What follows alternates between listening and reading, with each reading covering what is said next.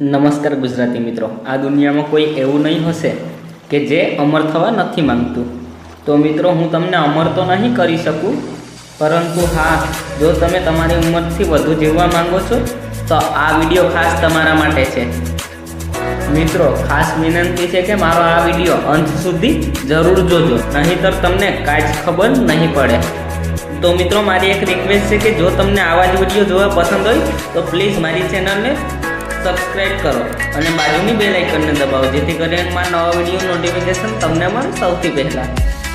મિત્રો, જો તમે આયુષ્ય વધારવા માંગો છો તો કોઈ મંત્રની જરૂર નથી કે પછી કોઈ દવા લેવાની જરૂર નથી. આ વિડીયોમાં હું તમને જે પણ કહીશ તે આપણા ધર્મના મોટા ગ્રંથ એટલે કે શ્રીમદ ભગવદ્ ગીતામાંથી લેવામાં આવ્યું છે.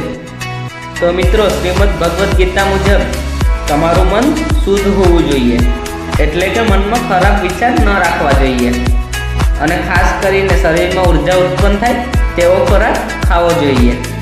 તમે સાંભળ્યું હશે કે પ્રાચીન કાળમાં મનુષ્ય 300 થી 400 વર્ષ સુધી જીવતા, કારણ કે તે લોકોએ એવા ખાદ્ય પદાર્થો પસંદ કર્યા હતા જે પ્રોટીન અને વિટામિનથી ભરપૂર હતા. તો મિત્રો, આપણે દૂધની બનાવટો, ખાંડ, ચોખા, ફળ અને ખાસ કરીને લીલા શાકભાજી વધુ ખાવા જોઈએ. તો મિત્રો, તમને કયો ખોરાક વધારે પસંદ છે મને કમેન્ટ કરીને જરૂર કહો. આયુષ્ય વધારવું હોય તો માંસ અને ખાસ કરીને મદિરા એટલે કે દારૂથી દૂર રહેવું જોઈએ. તો મિત્રો, આ હતા આયુષ્ય વધારવાના નુસ્ખા. પ્લીઝ મિત્રો, આ વિડીયોને વધુમાં વધુ શેર કરો, જેથી કરીને તમારા મિત્રોની પણ આયુષ્ય વધી શકે. તો બસ મિત્રો, આજના વિડીયોમાં આટલું જ.